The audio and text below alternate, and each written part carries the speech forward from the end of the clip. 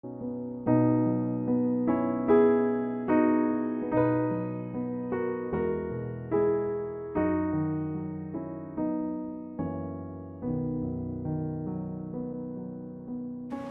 hoy vamos a ver si podemos cubrir el capítulo 3. Habíamos quedado en el versículo 6.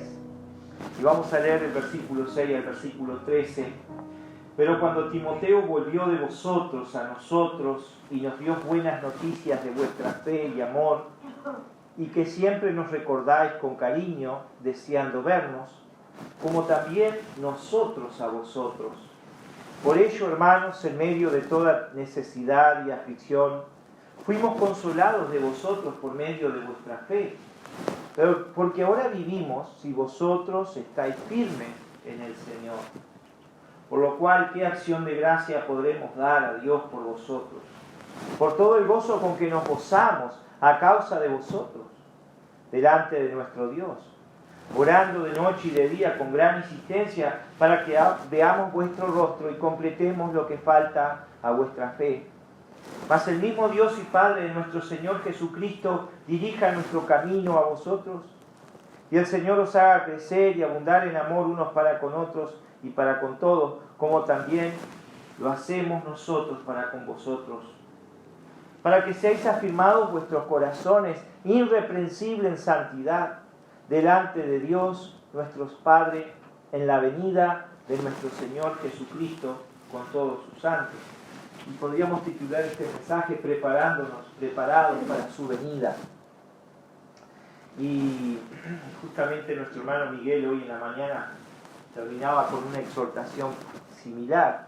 Si Cristo viniera, estamos preparados. Y justamente la carta de Primera de Tesalonicenses, uno de los temas reiterativos de esta carta es la venida del Señor. Es que la iglesia tiene que estar preparada para su venida. Pero vamos a comenzar mirando entonces el versículo 6, si podemos ponerlo ahí en la pantalla. Y dice que, recuerdan, habíamos quedado que el apóstol Pablo funda esta iglesia y él tiene que viajar a Tesalónica, de Tesalónica a Berea y de Berea, ¿verdad? Él viaja a otra ciudad y desde ahí él envía a Timoteo, porque él intentó una y otra vez, pero recuerdan que él dice en el capítulo 2, versículo 18, pero Satanás nos estorbó. Él no pudo regresar a animar, a fortalecer la fe de los tesalonicenses. Él quería ir, pero no pudo. Así que entonces él envía a Timoteo. Y Timoteo va y anima y trae el reporte de la iglesia de los tesalonicenses, porque Pablo tenía, ¿verdad?, esa preocupación pastoral, porque los creyentes allí estaban sufriendo persecución por la palabra. No era fácil creer en esos lugares y en esos tiempos. Qué bueno, hermanos, que hoy nosotros tenemos plena libertad de creer en nuestro país.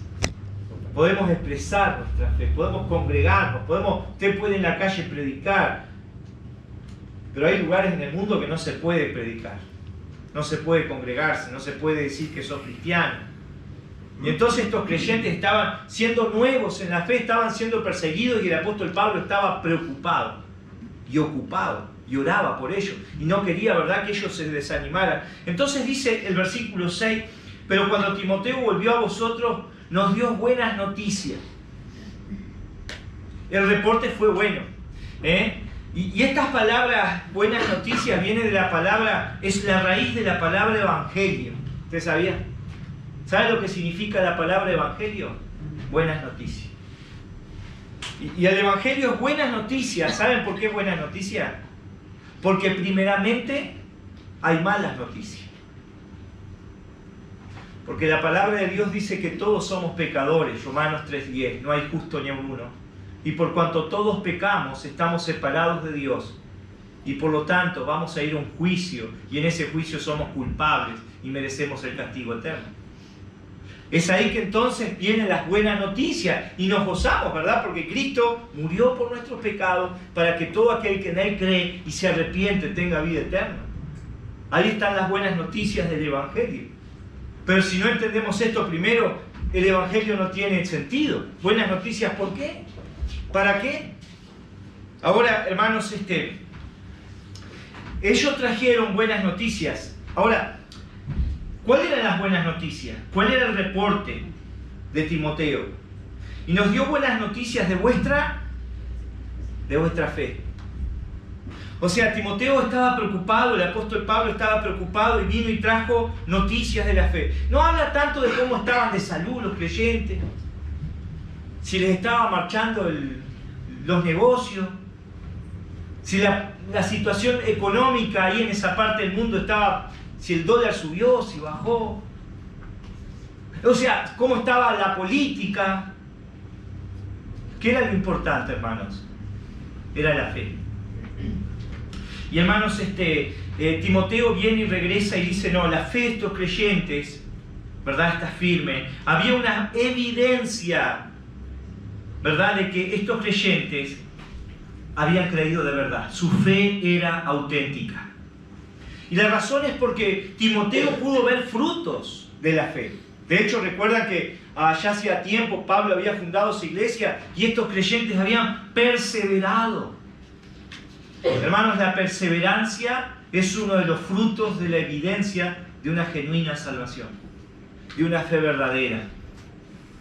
Ustedes saben, hermanos, que hace un tiempo atrás nuestra hermana Julia contaba como testimonio que ella tuvo la oportunidad de ir a visitar unos creyentes a Artigas. Cuando ella comenzó su ministerio como misionera, y estamos hablando mucho más de 30 años atrás, ella estuvo sirviendo en Artigas, ¿sabían? Tuvo un tiempo. Y allí se convirtió en una familia y se convirtieron en algunos creyentes. Pero después, ¿verdad?, ella a la misión la llevó a otros lugares. Y esos creyentes allí, por más de 30 años, no tuvieron un pastor. No había alguien que, como ustedes, ¿verdad? Si no estoy yo, en esta iglesia, gracias a Dios, hermanos, tenemos una cantidad de hermanos que exponen la palabra, que enseñan. No tenían un pastor, no había alguien que les predicara. Y nuestra hermana Julia pudo regresar y visitar a estos creyentes, creo que fue el año pasado. Y ella venía tan impactada, tan gozosa, tan contenta, porque decía, qué increíble, ¿no? Después de 30 y pico de años, estos creyentes estaban con su fe intacta. Con su fe intacta. ¿Qué pasaría, hermanos, si por 30 años dejamos la iglesia? Cerramos la puerta de la iglesia. ¿Qué pasaría con usted? ¿Qué pasaría con tu fe? Hermanos, si después de 30 años la abrimos, ¿cuántos volveríamos con la misma fe? Entonces, una de las pruebas y evidencias, hermanos, que cuando hay una fe genuina, ¿saben qué? La fe genuina no se pierde, hermano. La fe salvadora persevera. Y Timoteo pudo ver, ¿saben qué? Los frutos de una fe. Hermanos, cuando el Señor Jesucristo predicó la parábola del sembrador, ¿recuerdan? Parte de la semilla cayó junto al camino, otra en pedregales, otra junto a espinos. Está hablando de cómo reciben los diferentes corazones la palabra de Dios. Pero dice que todos estos corazones fueron de una forma infructuosa la palabra, por diferentes motivos. Pero un corazón, dice que la semilla cayó en tierra fértil. Esos son los que se convierten. Y Jesús dice, estos son los que oyen y entienden. ¿Y qué dan? Frutos. Y dice, unos dan 30, otros dan 60, otros dan 100. Pero hermanos, ¿cuál es el patrón de una fe genuina? Que todos van a dar frutos. Una fe salvadora, hermanos, da fruto. ¿No? Por eso, hermanos, es imposible que una persona salva no tenga frutos. Como también es imposible que alguien que no tenga frutos sea salvo. Ahora, cuando hablamos de fruto, hermanos, ¿qué clase de fruto? ¿Qué estamos diciendo? Bueno, recuerdan Mateo 3:8, Juan el Bautista decía, hagan frutos dignos de arrepentimiento. Frutos de obediencia a la palabra de Dios. Frutos de un carácter transformado por el Espíritu Santo. Gálatas 5:22. Mas el fruto del Espíritu es gozo, paz, amor, bondad, fe, mansedumbre, templanza. Hermanos, frutos de santificación, dice Romanos capítulo 6, versículo 22, y tener por el fruto vuestra santificación. El fruto de la obediencia a la palabra de Dios. Pero había otra evidencia de estos creyentes. Dice el versículo 6, pero cuando Timoteo volvió de vosotros a nosotros y nos dio buenas noticias de vuestra fe y amor, dice. O sea, estos creyentes tenían fe, pero también tenían amor.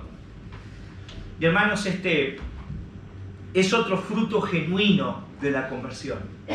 El amor es otro fruto genuino de una verdadera conversión.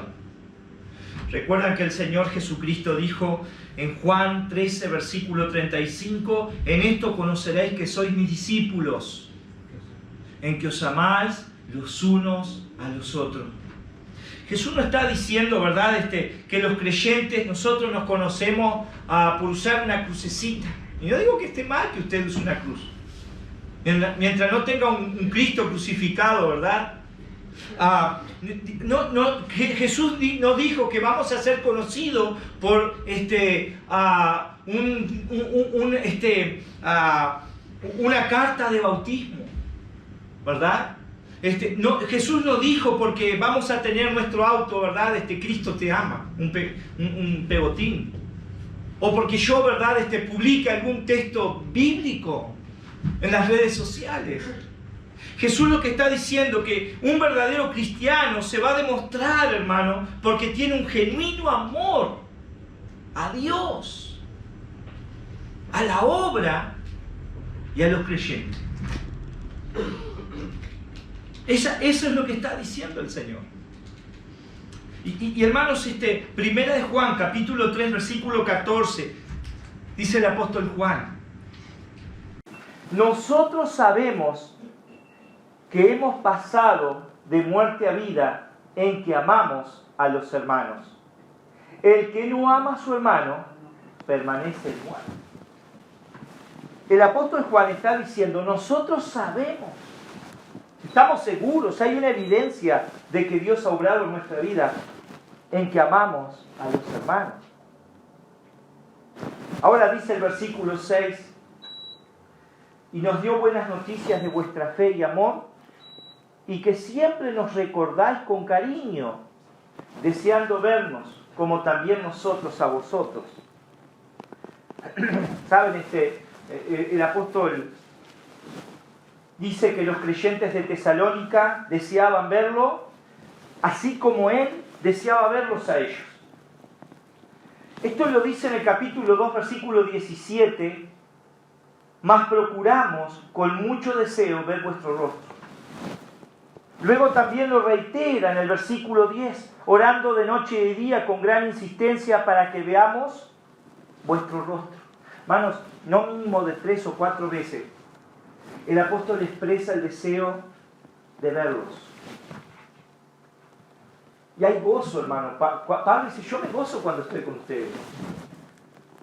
Pablo expresa su amor de forma práctica, ¿verdad? Y quería estar en comunión con ellos.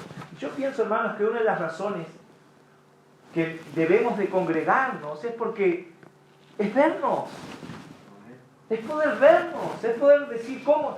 Yo me alegro mucho ver a Paula acá con nosotros, ¿no? Él ha venido ya, pero estuvo, ¿verdad?, con su salud bien complicada, pero qué bueno es verte, Paula. Entonces digo, qué bueno es volver a vernos. Y eso es parte de la comunión, hermano. Eso es parte del amor cristiano. Yo no puedo decir que amo a alguien que no quiero ver, que no me importa si lo veo, si está bien, si nada. Entonces, hermanos, ellos decían, deseamos verlo, queremos verlo. Y por supuesto, hermanos, esto implica comunión. Dice el versículo 7, seguimos. Por ello, hermanos, en medio de toda nuestra necesidad, y aflicción. Miren, tenemos que ir leyendo y pensando lo que vamos leyendo, ¿no? Miren lo que dice el apóstol Pablo. El medio de nuestra, ¿qué? Necesidad. Pablo no está diciendo en medio de mi opulencia, en medio de mis riquezas y mis millones de dólares y mi avión privado, como los apóstoles modernos, ¿no? Esto hecho por tierra la doctrina de la prosperidad. Un hermano Washington me decía que él escuchaba a un pastor que decía que un pastor pobre no puede bendecir a los demás. Esos son los que creen la doctrina de la prosperidad. O sea, en otras palabras, como que no tenés fe o está en pecado. ¿Sí? Pero hermano, eso no es bíblico, porque dice el apóstol Pablo, en medio de mi necesidad. ¿Y sabe lo que decía el apóstol Pablo en Filipenses 4:12? Que por todo estaba enseñado, como para tener hambre, como para padecer necesidad. ¡Qué tremendo! Y Pablo también dice, 1 Corintios, capítulo 4, versículo 11, también expresa, ¿verdad? 1 Corintios, capítulo 4, versículo 11, dice: hasta ahora padecemos hambre, tenemos sed, estamos desnudos, somos abofeteados y no tenemos morada fija. No les iba muy bien a los apóstoles de la Biblia. Hermanos, y sigue diciendo allí: por ello, hermanos, en medio de toda nuestra necesidad y aflicción, fuimos consolados de vosotros por medio de vuestra fe. Versículo 8: porque ahora vivimos si vosotros estáis firmes en el Señor. Esta palabra firme es la palabra griega estequeto. Y lo que significa es un término militar. Y lo que implica es la idea de pararse firme y no retroceder ante el enemigo. Esa es la idea. Pararnos firme y no retroceder ante el enemigo. ¿Vieron, hermanos? ¿Por qué dice Pablo que encuentra a estos creyentes firmes? Están parados firmes ante el enemigo. Tenemos que acordarnos del contexto. El contexto, ¿verdad? Vemos, Pablo siempre estaba viendo la oposición de Satanás. Pablo siempre estaba mirando la lucha espiritual que tenían los creyentes. Él mismo y los creyentes. Recuerdan en el capítulo 2, versículo 18, dice: pero Satanás nos estorbó. El capítulo 3, versículo 5 dice: no hubiese sido que hubiese tentado el tentador. Entonces Pablo le dice: ante las tentaciones y ante los estorbos de Satanás, ¿qué tenemos que hacer nosotros? Estar firmes. Ahora, vieron, hermanos, que esa es la exhortación de Pablo.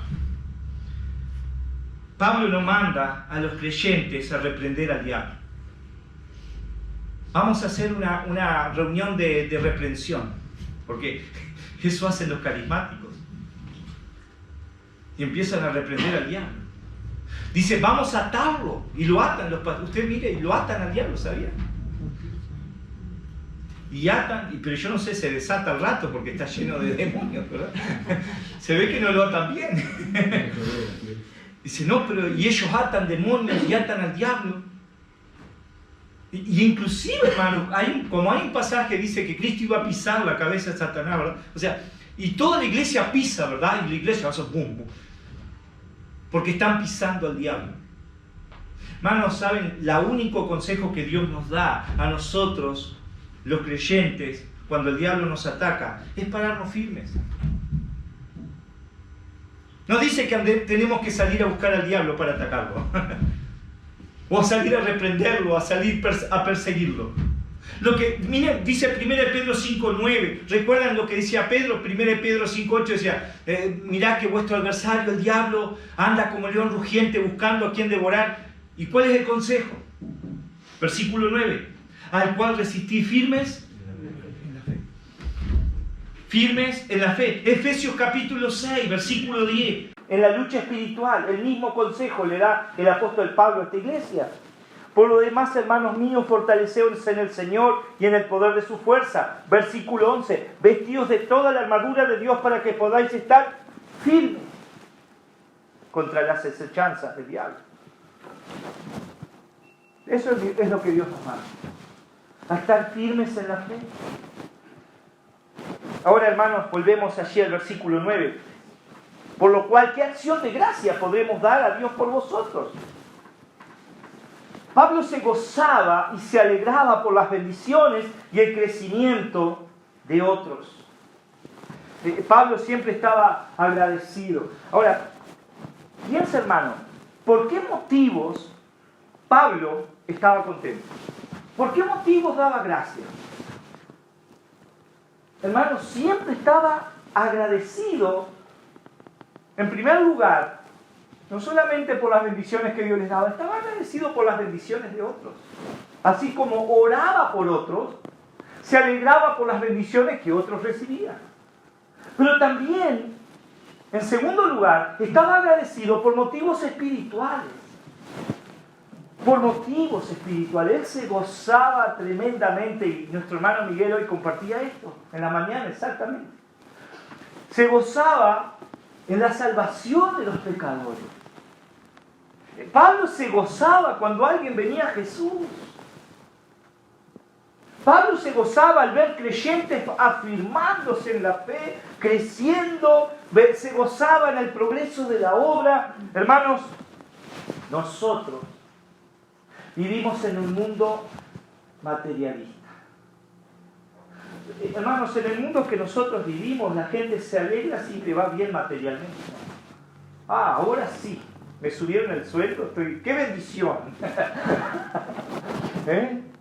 Si ando con la billetera llena de plata, ando bendecido. Y a veces la iglesia es arrastrada a ese espíritu. ¿Recuerdan la iglesia de la Odisea? ¿Qué dijo la iglesia de la Odisea, al cual el Señor Jesucristo le dice en Apocalipsis capítulo 3, ¿verdad? A versículo 17. Ellos decían, nosotros somos ricos y no tenemos necesidad de nada. Y Jesús les dice, ustedes son pobres, ciegos, desnudos, desaventurados. Bueno, miren, tu reporte. ¿Por qué? Porque espiritualmente eran pobres. Eran pobres en la fe, eran pobres en el amor, eran pobres en la santidad, eran pobres espiritualmente. De hecho, Jesús estaba fuera de la iglesia. ¿Recuerdan? Jesús decía, yo estoy a la puerta y llamo. Estaba fuera de la comunión. Ahora, había una iglesia que se llamaba la iglesia de Esmirna, ¿recuerdan? Y ellos decían, estos creyentes que decían, nosotros somos pobres. ¿Por qué eran pobres? Y Jesús, ¿qué les dice? Ustedes son ricos. Ustedes son ricos. Porque eran ricos espiritualmente, hermanos. Una de las preguntas que tenemos que hacer, hermanos, damos gracias a Dios por las cosas espirituales.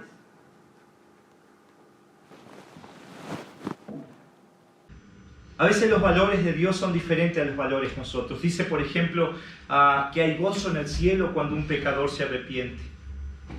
Te alegras y das gracias por las cosas espirituales, por el crecimiento de la obra, por la salvación. ¿Consideras como una bendición solamente lo material o lo espiritual? Y una de las cosas, hermanos, yo pienso acá el apóstol Pablo, a pesar de todas sus aflicciones y pruebas, y en esta carta que vamos estudiando versículo a versículo, hermanos, yo no sé cuántas veces Pablo está dando gracias. ¿Ustedes anotan eso? Pablo siempre está dando gracias. Siempre está dando gracias. Pablo vivía agradecido, a pesar de todas sus aflicciones, pruebas, dificultades. Pablo tenía un corazón contento, agradecido con Dios. ¡Qué tremendo! Dice el versículo 10, orando de noche y de día con gran insistencia. Ahora, el apóstol Pablo muestra que su vida de oración tremendo también. ¿Cuándo oraban? Pablo no era que de pronto decía, bueno, si tengo tiempo, ¿verdad? Porque a veces muchos creyentes actúan así. Si tengo tiempo ahí en el día hago una oracioncita. Pablo no hacía una oracioncita. Pablo vivía orando. Noche, que dice la palabra ahí, día y noche. Hermano, y una de las cosas que uno puede... ¿Qué nos enseña esto, hermano? Que Pablo era perseverante en la oración. No era que de pronto, ¿verdad? Pablo pedía por algo y pedía 1, 2, 3 veces y el Señor no le contestaba y ya se desanimaba. Y a veces nosotros nos desanimamos, pues yo le pedí al Señor y ya, como Dios no me contestó, ya está, bajé los brazos. ¿Recuerdan la parábola de la viuda? Jesús nos enseña acerca de la importancia de perseverar en la oración. Cuando Jesús dijo, había una viuda, la cual iba a un juez injusto y le pedía que le hiciera justicia, pero como el juez era injusto, no le hacía justicia, pero había algo que tenía la viuda, ¿qué era? Perseverancia. Y todos los días golpeaba la puerta del juez. Y un día el juez dijo, a esta viuda no la aguanto más, así que le voy a hacer justicia para que no me moleste. Y Jesús dice, ¿cuánto más? Si Dios es justo, no hará justicia a aquellos que perseveran en oración. Y Pablo era perseverante, hermanos. Ahora, ¿por qué oraba Pablo?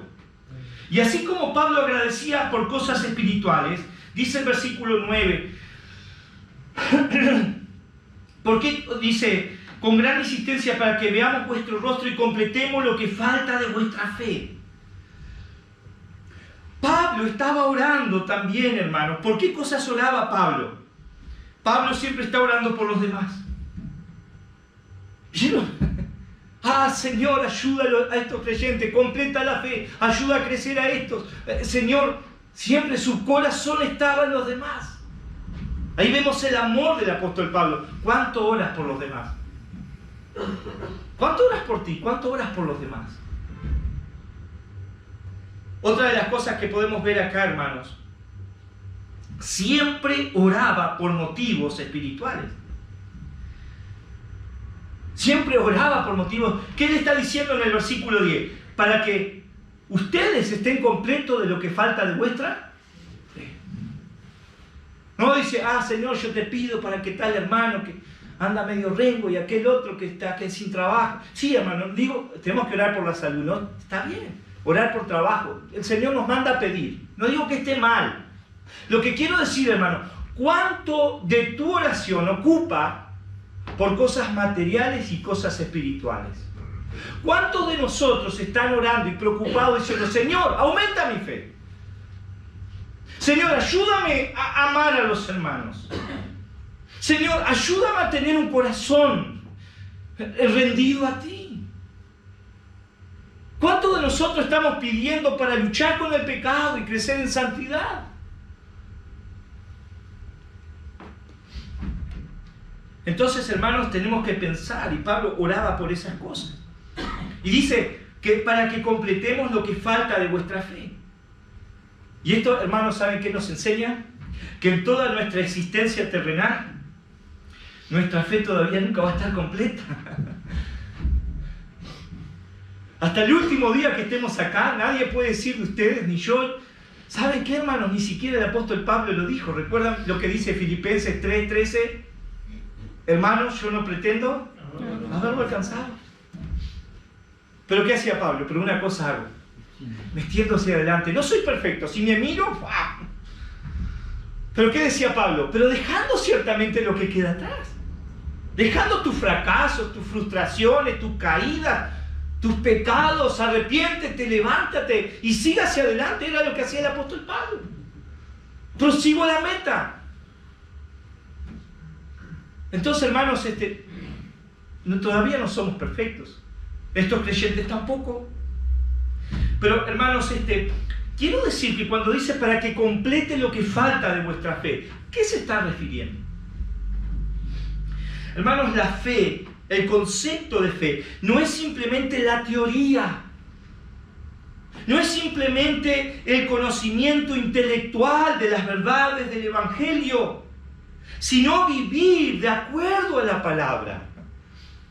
Cuando se refiere a la fe, se refiere a aquellos que viven en obediencia práctica y someten todas las áreas de su vida a la palabra. Hermanos, ese es el concepto de fe, ¿no? Por ejemplo, podemos ver este concepto en tantos otros pasajes. Hechos capítulo 6, versículo 7, dice que algunos sacerdotes, o sea, del antiguo pacto, creían en el Evangelio y obedecían la fe. ¿Vieron? Obedecían, porque el concepto de fe era vivir en obediencia. El apóstol Pablo dice en 1 Corintios capítulo 15, 1 Corintios 15, versículo 1.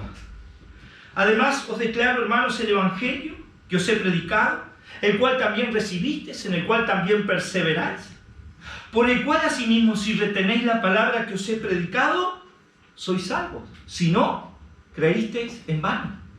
Y entonces el concepto de creer acá es perseverar en la palabra, es permanecer en obediencia, es permanecer en comunión.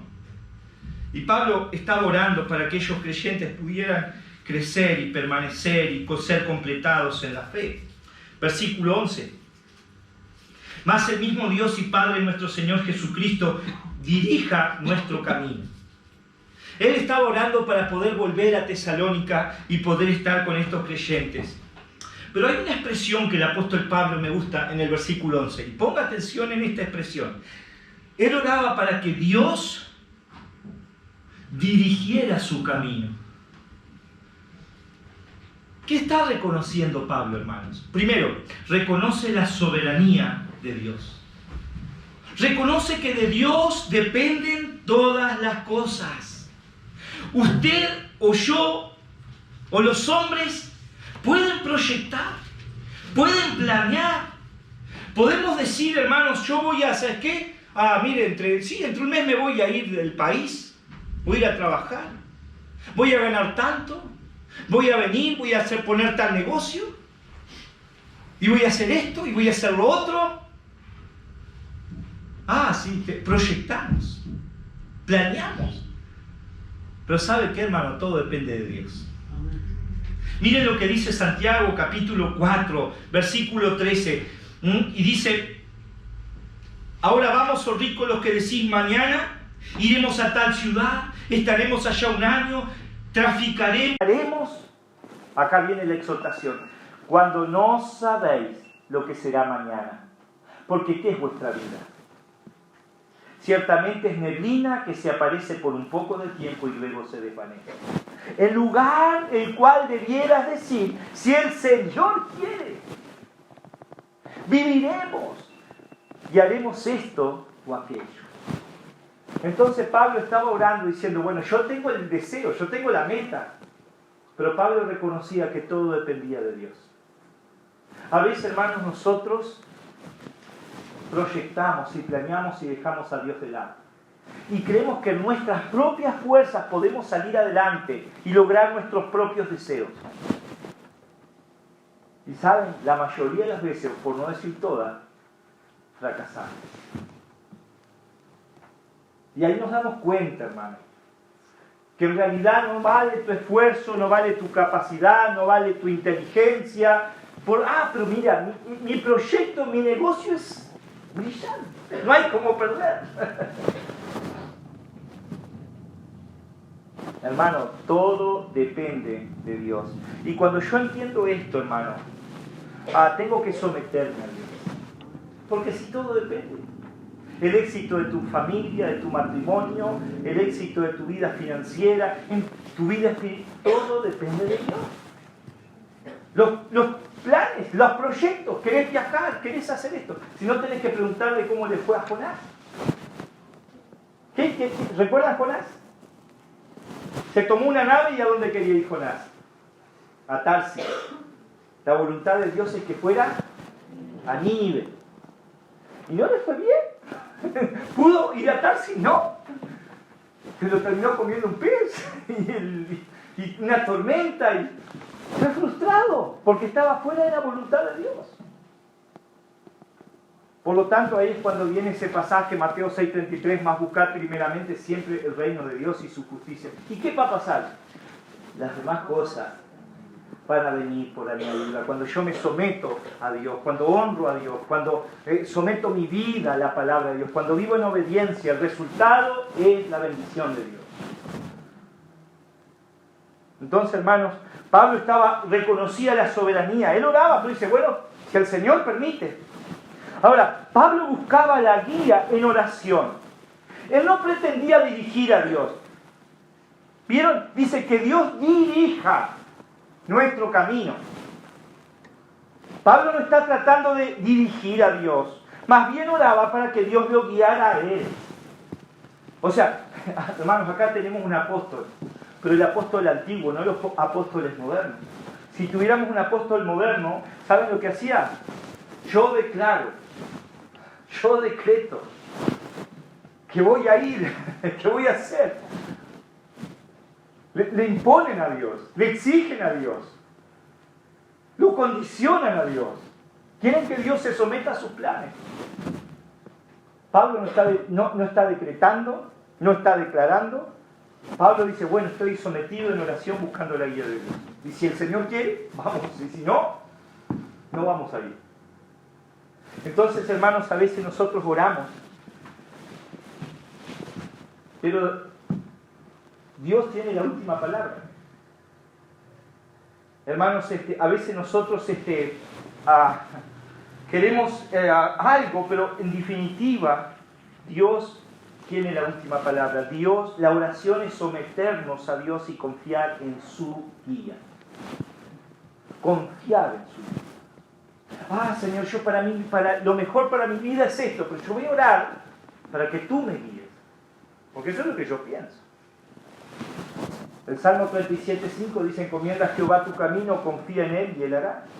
Confiar es creer que su guía puede llevarnos a mejores caminos que los que yo pienso para mí. Eso es confiar. Confiar en Dios es creer que los planes de Dios para ti son mejores que los que tú tienes para tu vida personal. Y ahí es cuando nos sometemos a su guía. Por eso dijo el Señor, mis pensamientos no son vuestros pensamientos, mis caminos no son vuestros caminos. Ahora dice allí el versículo 12, y con este versículo terminamos. Versículo 12 y 13, perdón. Y el Señor os haga crecer y abundar en amor, unos para con otros y para con todos. Tendríamos que hacernos una pregunta, hermanos, y eso nos ayuda a ir entendiendo e interpretando el texto, pero ¿quién da el crecimiento? Dios. Nosotros podemos predicar, podemos enseñar, podemos exhortar. Un creyente, hermano, usted puede saber una verdad 1 y 1000 veces, pero ¿saben quién es el único que tiene poder de transformar vida? Es Dios. Nosotros no podemos cambiar a nadie. Esa es la verdad. El único que puede tocar el corazón y tratar con el corazón es el Espíritu Santo. Es el único que puede obrar en nosotros. Por eso el apóstol Pablo decía en 1 Corintios 3:6, yo planté, Apolo regó, pero ¿quién da el crecimiento? Dios. Solo Dios puede obrar. Y hermanos, una de las cosas que Dios desea en nuestro crecimiento, el Señor nos haga crecer. Hermanos, tengo, miren, fácil 8 textos acá, pero se nos fue el tiempo. Dios desea nuestro crecimiento. Dios desea nuestro crecimiento. ¿Saben? La palabra crecer está en un presente continuo. Da la idea de siempre estar creciendo. De estar creciendo. Hermano, de hecho, cuando nosotros dejamos de crecer, nos enfriamos. Nos enfriamos. Por eso el apóstol Pablo le decía a Timoteo, ¿saben qué? Ejercítate para la piedad. ¿Saben que hace un tiempo atrás los jóvenes me decían, vamos a jugar al fútbol? Me querían invitar. No puedo jugar al fútbol. Hace 2-3 años, si juego a los 2 minutos me tienen que ir. ¿Sabes qué? No corro. Me muero si juego. Tendría que empezar a practicar, a caminar y por lo menos de pronto 3 veces al día y hacer ejercicio. Y no lo estoy haciendo. Los músculos se atrofian. Espiritualmente nos pasa lo mismo. Si yo no estoy ejercitándome en el amor, en el servicio, en la comunión, en la obra, quedo ahí y me enfrío. Por eso nosotros tenemos que, para crecer, tenemos que poner nuestros talentos, poner nuestros dones, buscar el servicio. Eso es lo que nos ayuda a crecer. Y dice, y nos haga abundar en amor unos para con otros. Y hermanos, el crecimiento está enlazado en el amor. O sea, yo no puedo decir que soy una persona que madura espiritualmente, que ha crecido, si yo no amo a los hermanos. O sea, dice, les haga crecer y abundar ¿en qué? En amor. O sea, el crecimiento está íntimamente enlazado con el amor de Dios, está relacionado. Por eso el apóstol Pablo decía en 1 Corintios 13:2, si yo no tengo amor, nada soy. Puedo tener conocimiento, puedo ser un teólogo, puedo tener dones, puedo tener talento, puedo cantar maravillosamente, puedo predicar maravillosamente, puedo hacer muchas cosas en la obra. Si no tengo amor, ¿qué tenemos? Nada somos. Punto.